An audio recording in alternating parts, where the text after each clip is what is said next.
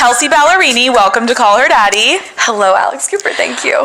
Kelsea brought me a gift. Yeah. So this was not planned, so I have no idea what I'm going to open this. It's a little happy. Okay.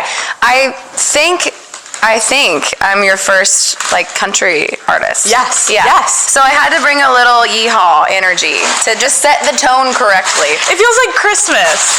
I love Christmas. I do too. Okay. I love a good gift. I love this wrapping paper. I didn't wrap it, I gotta be honest with you. It's okay. But Shut the fuck up. Thank you so much. I'm You're obsessed. so welcome. Congratulations on your new EP. Thank you. Rolling Up the Welcome Mat. I was listening to it in the car this morning, and I listened to every single song, and it's great. Thanks. It's also obvious what it's about, your divorce. Yeah. So let's get into it. You met your ex-husband, Morgan Evans, when you were 22 years old, and he's also a country singer. Yeah. How did the two of you meet? I was hosting an award show, and he was my co-host. And I was, newly out of a relationship, and I was in this phase where I was, on my third single, but, I just felt like the world was, opening up for the first time for me. And, things were working, and I was, I believed in everything. Yeah. You know what I mean? Everything good was happening at once. And I think I was just, so starry-eyed to my life. And then I met this person who, is so charming and sweet, and just it aligned with this goodness that was happening in my world, and it just all kind of clicked in this kind of fairy tale moment. I also feel like that age, even if we all have our ups and downs at 21, 22, but it is a pretty ideal age where you feel like you're an adult. Yeah. You're kind of not, but no, you feel like it. You're feeling like it. I thought that I had my entire life figured out. I thought that I knew exactly what love was and what I contributed to a relationship and what I needed out of a relationship. Yep. And I didn't. What was your first impression of him? What were you attracted to about him? He just comes from such a loving family that believes so much in unity and family, and I come from a really, really broken family. And I was really attracted to that. I was really attracted to the security that idea had and that he innately had in him. Yeah. We definitely came in with different ideas of a relationship, What were those first few weeks and months of dating like? It was just a whirlwind. I'm such a jump right in person, which part of me was I don't want to do that again, and part of me is here I am. But I don't know how to shield that, because I like that about myself. I'm I would rather feel things without a filter and then fall on my ass later and feel the opposite of that feeling fully than not let myself feel a feeling. That's the point of life, Totally. And so I think that my life was changing so much, and I was all of a sudden busy all the time and traveling the world for the first time. I'm from Knoxville, and then I was going to Australia. I was this is amazing. Look at the world. Yes. And he felt steady, really, really steady through all the chaos of my life changing. When you look back now at those beginning first few, even weeks, month or two of dating, is there anything now you can be oh, I think that's a red flag, but you were too young at the time to recognize? I, at 22, was much quieter. I didn't have an opinion on much. I'm a people pleaser to my core, and I think that was the thing that was in the driver's seat. I was a mirror back to whoever was in front of me, and I was really good at being whoever people needed me to be. And then I grew up. You got engaged after 9 months of knowing each other. Yeah. 9 months of knowing each other. Were you surprised when he proposed? No. Really? I mean, it was balls to the wall. It was all in. Had you guys talked about getting engaged? Yeah, and it's so funny because I swore I would never get married. It was just not my thing, and I think it's because I watched my parents really have a time with it. They had a nasty divorce. They still can't really be in the same room, and And so I think being an only child, watching that, walking through that at 12, 13, like those impressionable ages, I was just like, I'm not doing it. When you guys got engaged, what was your friends and family reaction? They were happy. I mean, I think there was definitely like, this is pretty fast. Undertone to everything, but like, you know, he's a good person and he was really good to me, especially then.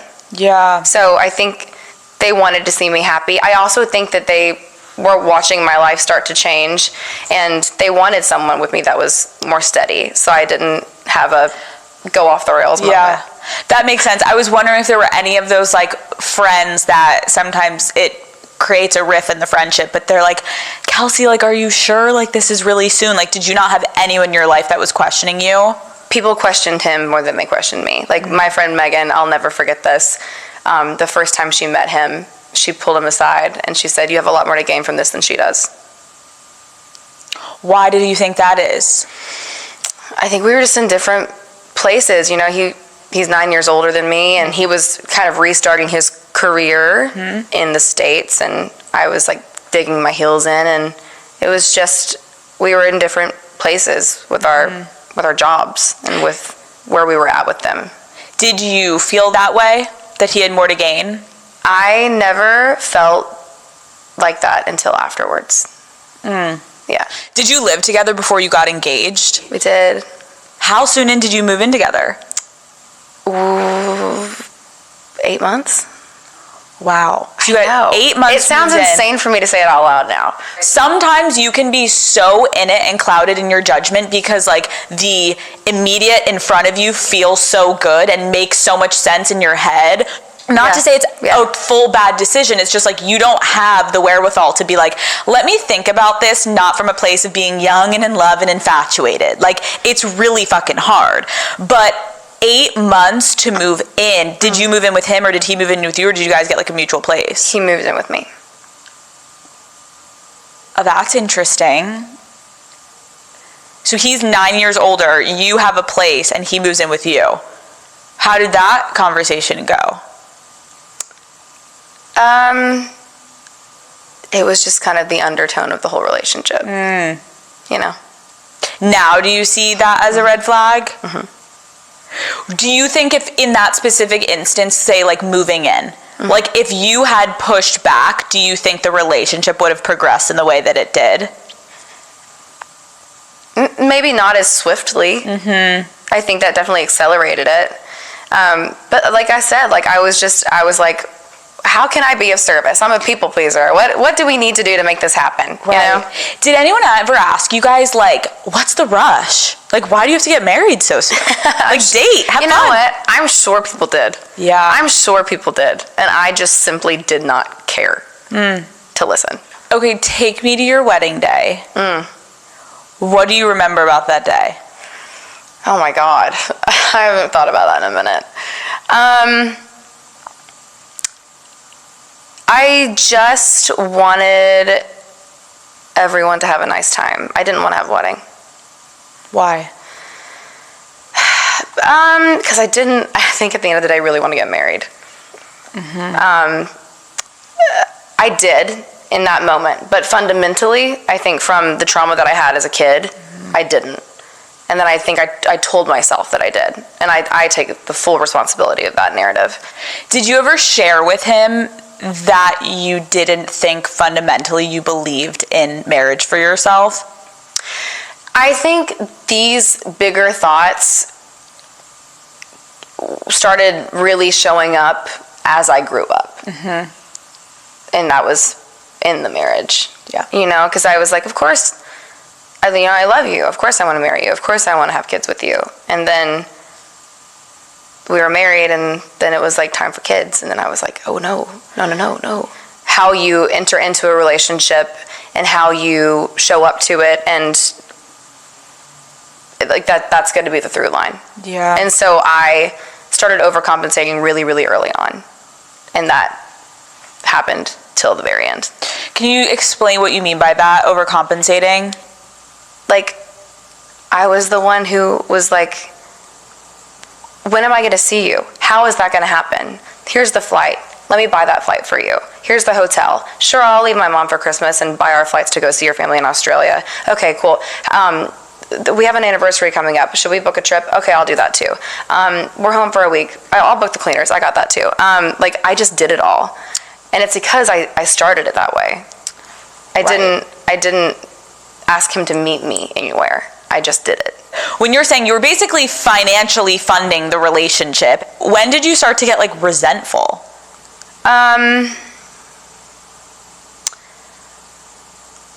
When I just simply didn't see him. I got to a place where I was like, if I wasn't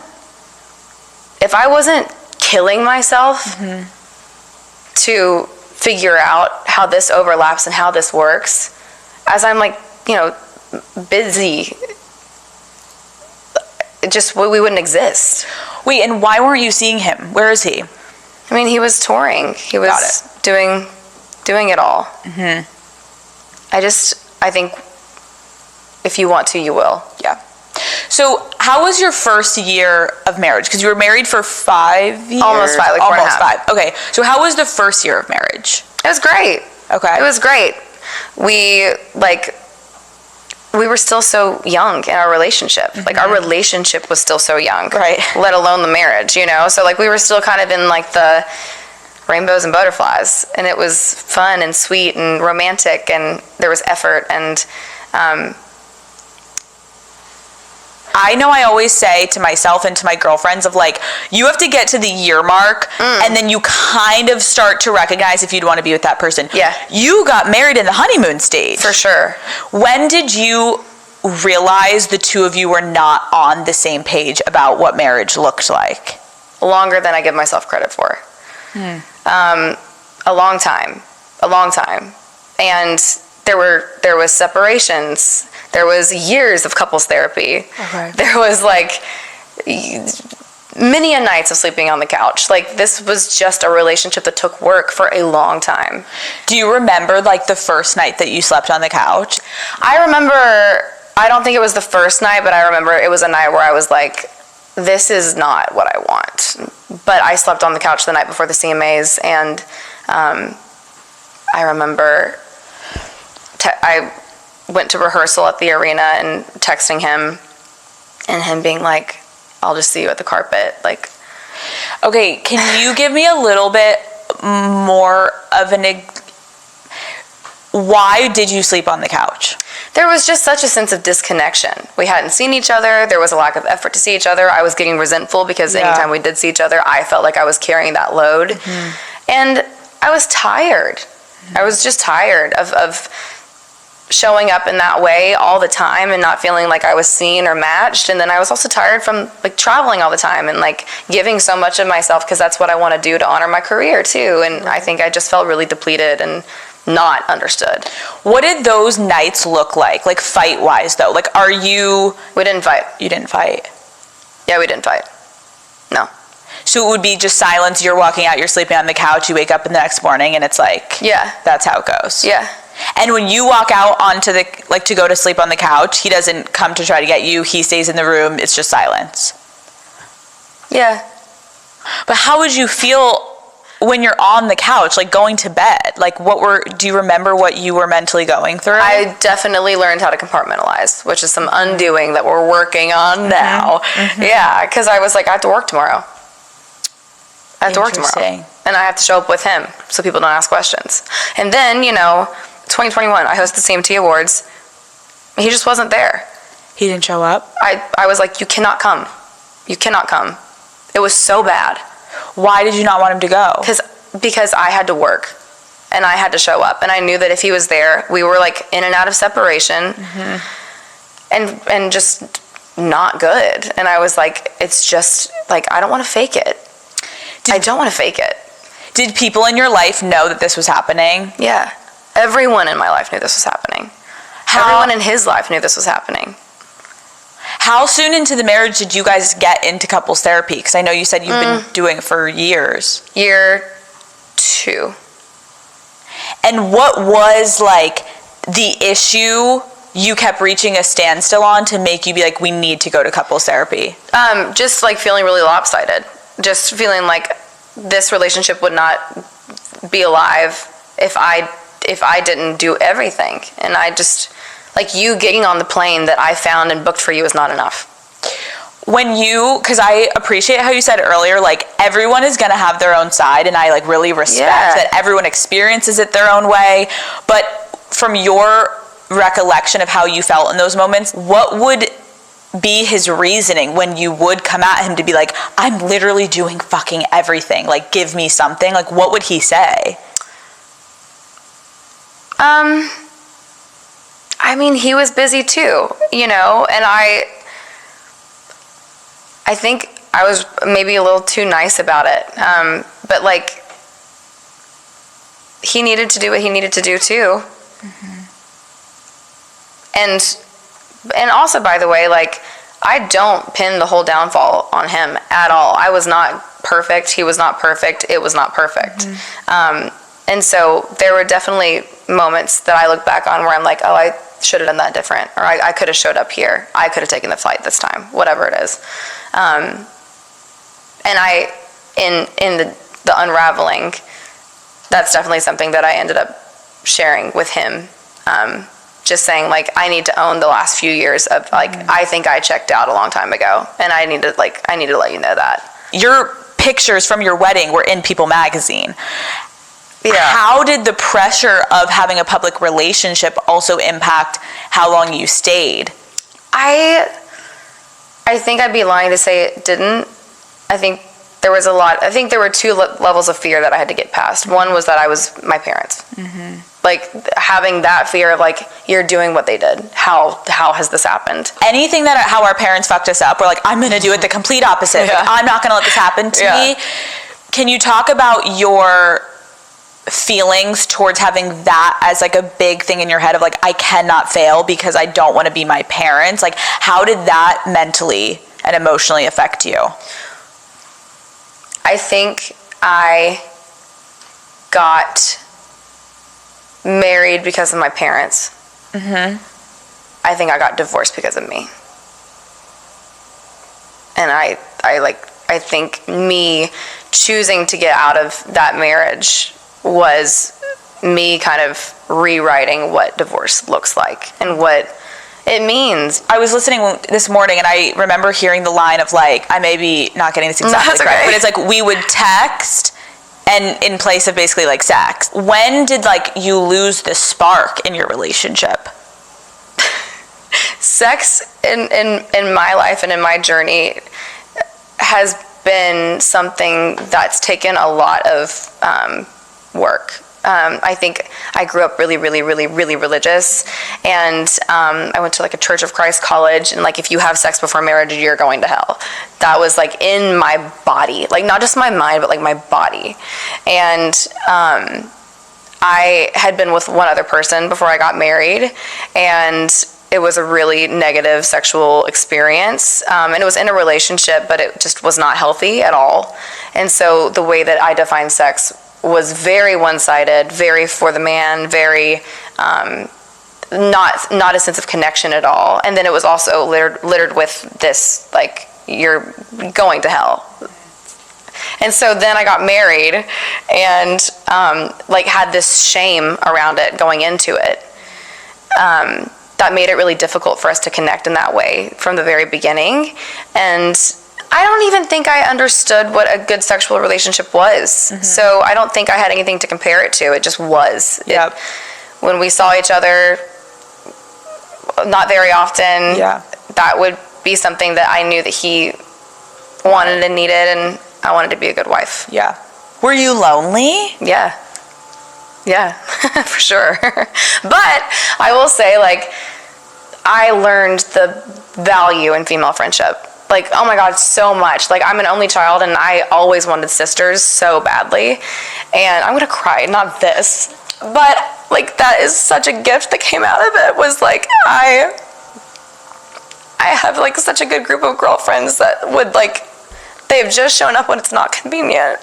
And I have a story. Yeah. Because this to me is just in a nutshell the reason it ended, and the reason that I am where I am, and the reason that I'm fucking happy. Yeah. Is there was a time that I was out here, I think it was 2019, and I get really, really, I get sad in LA. I don't know what it is. And I didn't have a good group of friends out here yet. I do now. In therapy, I was learning, like, you can't expect your partner to read your mind. If you need something, ask for it. Like, that's going to lead to a healthier communication. Mm-hmm. And so I remember I called him, and I was like sobbing, and I was just like, I'm in a bad place. I need you. Like, can you please get on a flight? Sent him the flight. And he didn't come. And I remember feeling like really embarrassed because I was vulnerable and I asked, and I hate asking and all these things. And it was just a moment that I shared with my friends and whatever. And then last year I was on tour going through the divorce publicly, going on stage every night. And my best friend Kelly surprised me at my LA show. And it was so special. Like, that whole show was so special. And then the next day I had a day off. And we were driving in Malibu, and she looked at me and she was like, hey, do you know why I'm here? And I was like, because you wanted to see the Greek show. She's like, no, because in 2019, you had to ask for someone to come out here that should have known, he should have known. And you asked, and he didn't show up. And I'm here to show you that it's not that fucking hard. Who brought up the idea of divorce first? Me. And how did you begin that conversation? Take us to that moment. The moment I think it was over was I was realizing that I wasn't ready for kids, and that's a fundamental difference. And I don't know if I want kids at all or not. But that was something that we had talked about early on, and that was something that I was changing on, you know, because he was ready. He was like, I don't want to be an old dad, is what he kept saying. And I was like, I'm not there yet. And I can't do that to, like, save this and give you something that I'm not ready for. Like, I just can't do that to myself. And I remember I went to get everything checked to see if I could freeze my eggs, and I didn't tell him. And I took him out to dinner, and I was like, for my 30th birthday, I want to freeze my eggs. And it was not a good day. It was not a good day. And I think that was when I was like, there's a fundamental difference here that has happened and that has shifted. And it's no longer like, I don't see this person, I miss this person, I'm alone, I'm lonely. It's like, he wants something out of life that I'm not there. And whether I'll get there or not, I don't think it's with this person, if it is. And I think internally, in hindsight, that's where I went, like, I think maybe we need to rethink this, Kels. First of all, I really respect you having that moment within yourself to be like, because of now kind of getting to know you, you're like, I have people-pleasing tendencies. I sometimes have a hard time with saying no, and so I'm just going to go with the flow, and I'm going to go with it. There's a lot of people that have children to save a marriage. Yeah. And that is, I mean, children are beautiful things, but, like, not to save a marriage. Yeah. And so the fact that you had that internal strength to be like, I know this is never going to be something that I can do just to save this. It sounds like there was a very bad reaction. Yeah. Do you think, had he been, like, loving and sweet about it, would you be in this situation? I think at the end of the day, even the fact that I was having the conversation of freezing my eggs, that was telling me that we were on different pages with it. Yep. You know? He was like, ready. And I was wanting to freeze my eggs a year and a half from then. Right. So when did you have the conversation that you wanted a divorce? In August. But we had kind of been separated, and I had asked for separation, and so we were, like, switching off in the house, and I was, like, living with my mom if I wasn't on the road. And then I went on this girls' trip to Napa with, like, all my girlfriends, and I just felt joy, like, pure joy. And I wasn't sharing it with them, like, we weren't talking, you know. And I was just like, I like this version of myself so much more. So did you end up having, like, a conversation with him, or when did that happen? A couple weeks later, when I saw him in person, and it was like a really beautiful conversation, if I'm honest with you. You know, I was just really honest. I just said, like, I've loved what this has brought in my life, and I respect you, and I respect me, and because of that, I can no longer be in this marriage, and I really want to do this together, and I really want to, like, honor the good that we've experienced by doing this the right way, and like, it was beautiful. Like, we cried, we hugged, it was sweet, and then something changed, and I haven't talked to him since. Oh, wow. You never spoke through, like, the lawyers and everything? That was it? That was the last day you spoke? Wow. Yeah. Like, after that conversation, obviously you lawyer up and you tell your team and you get your people. And, and everything kind of just shifted. How does that make you feel that you haven't spoken? I mean, I'm at peace with it now. At first, I was just like, I just felt like, you know, we had a conversation of, like, let's do this right. Like, this doesn't have to be. Yep. This doesn't have to be nasty. This doesn't have to be what I've experienced divorce to look like. It got nasty. Yeah. It did.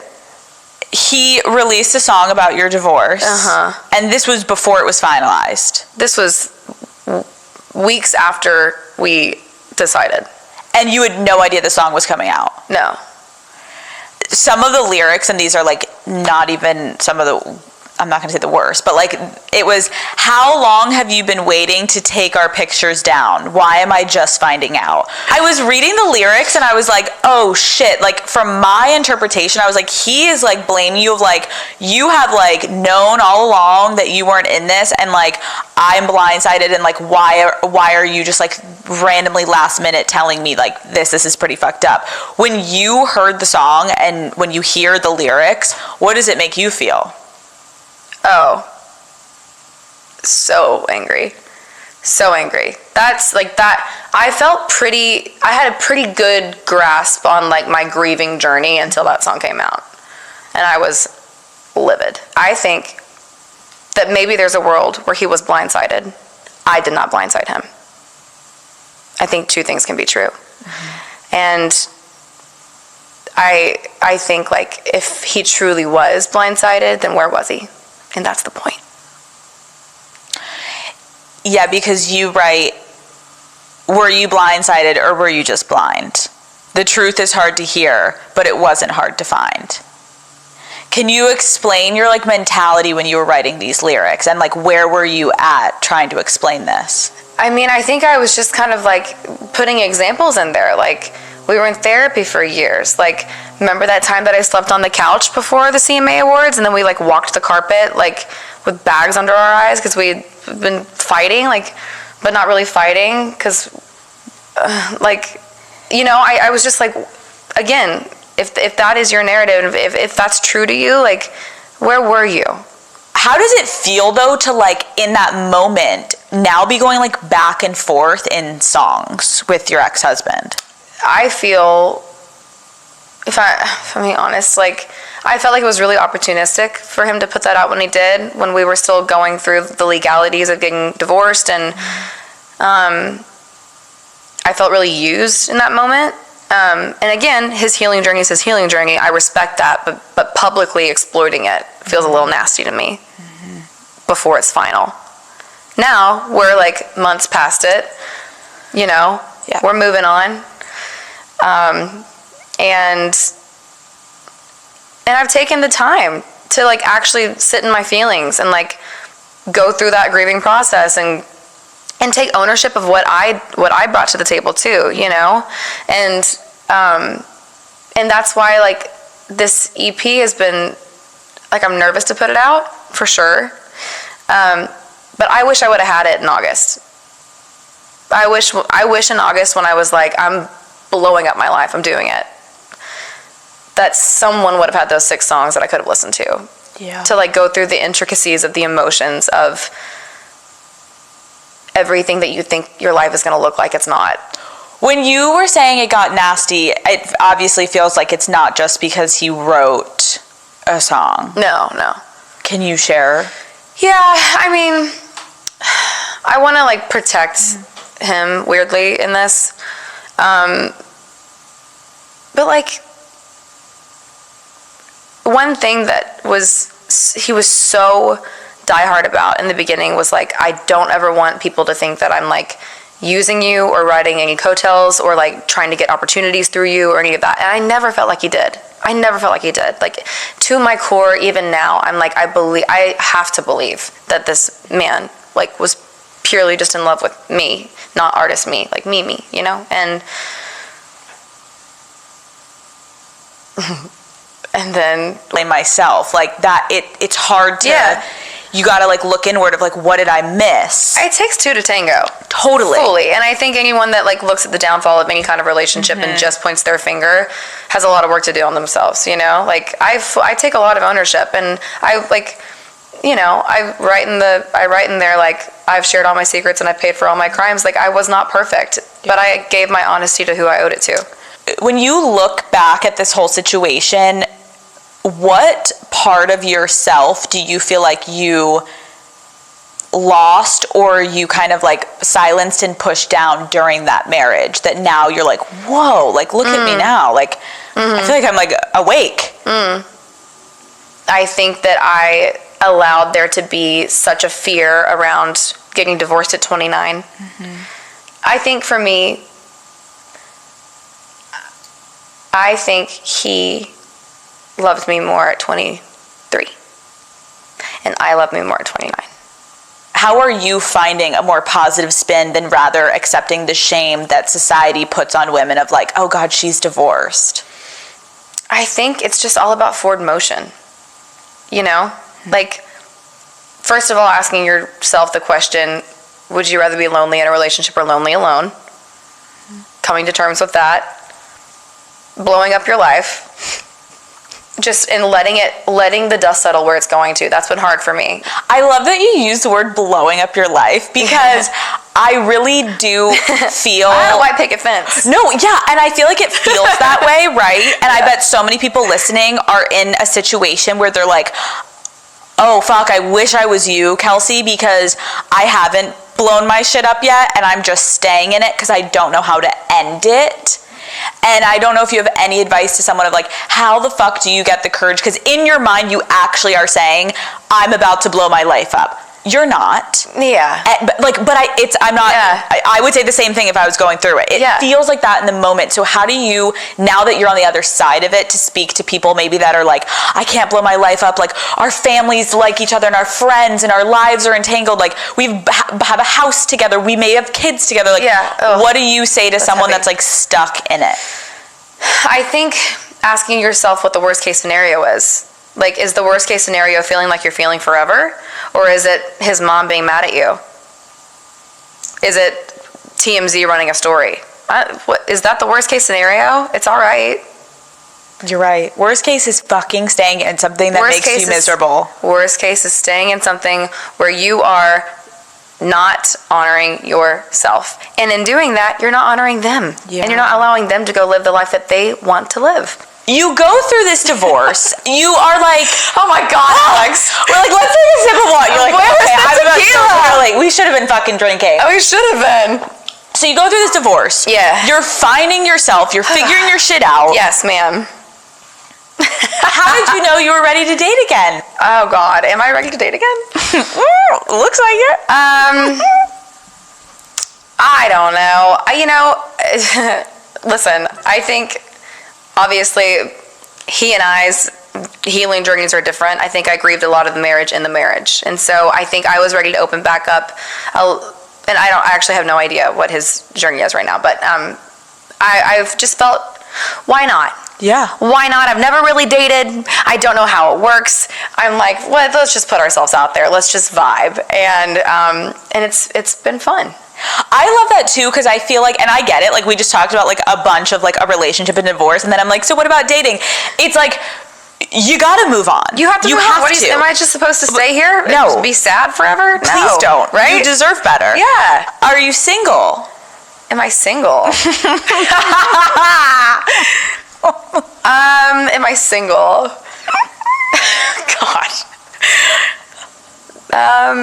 No. I just want to be so clear every time I ask someone if they're single, if it's not an immediate, yeah, you didn't even have to say no. You're like, I know. Can I go to the bathroom? So you're dating Chase Stokes. I'm just vibing. Okay, well, I want to say you guys are sweating. You're like, no comment. Okay, can I ask you? Yes, I ask me anything. Yeah. At this point, we go way back. Jesus. We saw the photo of you and Chase, and now there's more photos of you and Chase. What does it feel like, though, to have that be so public? And, like, did you at all think about your ex and, like, what he would think when he saw those photos? No. Well, no, because I'm not married to him anymore, and I don't need to care about his feelings anymore. Right. And I mean that with all the respect in the world, but his journey is not mine anymore.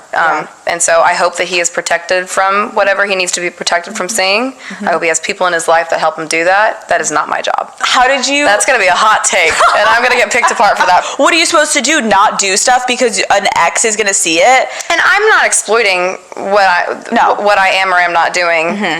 Well, you're about to right now. Oh yeah, no shit. I'm just kidding. Because I do want to be respectful, and and also it's new. Everything's new for me. Dating,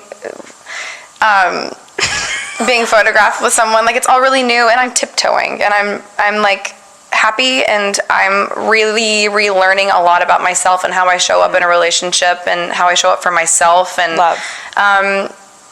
And it's been like a really beautiful reawakening, I guess. And I love how you're trying to fluff around. I'm about to come right back in. How did you guys meet? I slid into his DMs. I fucking love when people slide into DMs. Yeah. What did you say? Well, I was just like, I'm not going to get on an app. And and honestly, you know, he shoots in Charleston, and my manager lives there, and he like put the bug in my ear. He was like, you know who's really cute? Like, when you're ready, it's Chase. And I was like, you're so right.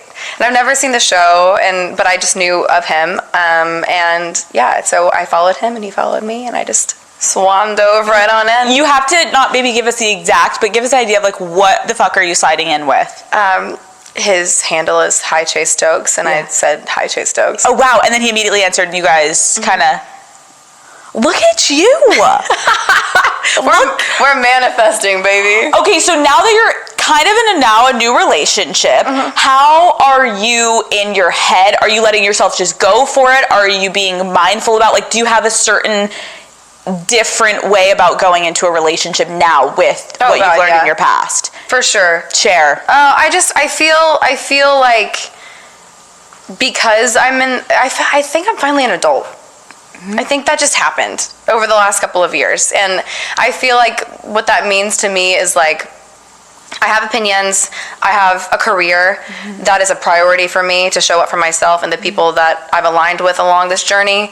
I have aspirations and goals that are tied to no one, and those are all really important things. I have my shit together, you know what I mean? And for me to share that with anyone is a gift, and I want to be with someone that feels the same way about their life, and I want it to feel even, that middle ground that I'm so bad at. I'm eager to find it. Okay, you have to just give us a little insight of, like, going on a date with someone and then a photo of them just being, like, all over the internet. What do the two of you say when that shit happens? Like, when you're sitting in your apartment, or you're with him, or you're in your house, where the fuck are you? What are you guys saying when that comes out? Wherever you are, what is happening when that comes out? Well, he kind of full sent it a little bit. So basically, we had been hanging out, and people got a photo of us at the game, at the championship. And so that was kind of just going. And he was like, I mean, it's going to keep going, so should I just, like, poke the bear? And I was like, sure. And the poking the bear was like a photo of me just, like, leaning on him. How long had you guys been together before that photo leaked? I mean, we weren't even together. Is, like, so relative. I don't even really know. Like, we had been talking since the beginning of December. Okay, so you were just like, we're just going for it. You're having fun. I'm having fun. What is your mentality now around marriage, getting married again? Would you ever do it? How do you feel about it? anytime I've said a hard no to something, I've come back later in my life and challenged it. So right now, I would say I don't think I will get married again. I love the idea, again, of partnership. I'm a relationship bitch, but I don't know if I believe in like the legality of it all anymore. And I think if you want to be with someone, it should be a daily choice. I am also just fresh out of that was like a brutal moment. So subject to change. Right. You're like, alimony, the house. You're like, marriage is awful. Yeah. I get it. What would you say to someone right now in this moment that's listening, watching, and is going through heartbreak? Oh. I would say be proud of how you're going to handle it in 10 years. I would say only way out is through. And I would say, like, tequila. So much tequila. I love you. You're like, so much tequila. It gets you right through. It's going to be all right. It's going to be all right. What would you say to 22-year-old Kelsey right now in the seat where you're sitting? Oh, my God. Oh, what would I tell myself at 22? You are going to learn that pissing people off is okay, and actually it's necessary. You are going to learn that you can be a good person and not good for somebody. You are going to learn that your circle needs to shrink a little bit, and that's going to hurt, and that's going to be awesome. And you're going to learn that 29 is going to look a hell of a lot different than you thought it would, and so far, so good. Kelsea Ballerini, thank you so much for coming on Call Her Daddy. Thank you so much, Alex.